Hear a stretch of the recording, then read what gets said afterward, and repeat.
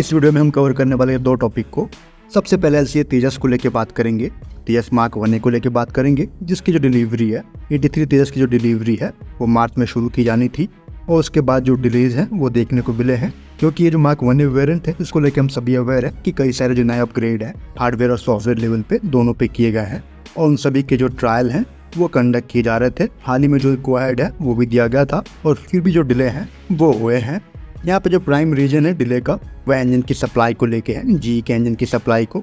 जी का जो F404 है वो यहाँ पे इस्तेमाल हो रहा है और इन इंजन की जो डिलीवरी है वो अभी रुकी हुई है और जी के अकॉर्डिंग ये जो डिलीवरी है वो सितंबर अक्टूबर तक शुरू की जाएगी और वहाँ पे जो इंजन के आने की फ्रिक्वेंसी है वो 1 से 2 इंजन पर मंथ आते हुए दिखेंगे। एक बार ये जो इंजन है इसकी डिलीवरी में फ्रिक्वेंसी आती है तभी जो तेजस मार्क बने हैं वो आपको एक पेस पर डिलीवर होते हुए दिखेंगे।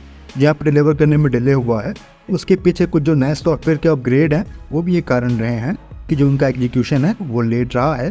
तो JHL की तरफ से भी जो सॉफ्टवेयर अपग्रेड है वो भी प्रॉपरली नहीं हुए हैं, नहीं तो जो 2 तेजस मार्क बने हैं वो अब तक डिलीवर हो जाने थे, क्योंकि उनके लिए जो इंजन है वो पहले ही आ चुका था। तो यहाँ पे ये जो 2 तेजस मार्क बने हैं ये सॉफ्टवेयर की वजह से रुके हुए हैं, वहाँ पे जो नए सॉफ्टवेयर का एग्जीक्यूशन है प्रॉपरली अभी नहीं हुआ है।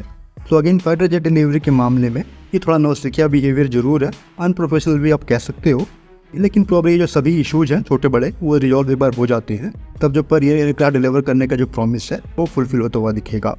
83 तेजस को लेकर हम सभी अवेयर हैं कि जो 48,000 करोड़ की डील है वो साइन की गई थी और जो एक उम्मीद है 97 एडिशनल तेजस मार्क बनने की वो भी देखी जा रही है और वहाँ पे जो कॉन्ट्रैक्ट की कॉस्ट है वो 65,000 करोड़ रुपए का अराउंड है। तो ये जो सभी तेजस मार्क बने होंगे ये आपके मिक्स सीरीज के एयरक्राफ्ट को रिप्लेस करेंगे, चाहे वो MiG-21 हो, 23 या 27 हो। और तेजस मार्क 1M डिलीवरी का मतलब ये है कि कहीं न कहीं जो ट्रांसफॉर्मेशन है रिप्लेसमेंट है MiG-21 के वो स्टेक पर रहेगा, जो कि IAF के लिए सही नहीं है।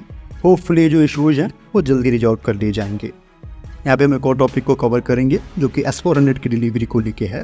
तो जो S-400 के 3 स्क्वाड्रन हैं वो ऑलरेडी आ चुके हैं, भारत में जो उनका डिप्लॉयमेंट है वो भी हो चुका है। बाकी के जो 2 स्क्वाड्रन हैं उनके डिलीवरी को लेकर जो डिले है वो रूस की तरफ से बताया गया था, क्योंकि वहाँ पे जो युद्ध है यूक्रेन के साथ वो उसमें इन्वॉल्व है, जिसकी वजह से जो प्रोडक्शन लाइन है वो कहीं और इंगेज है।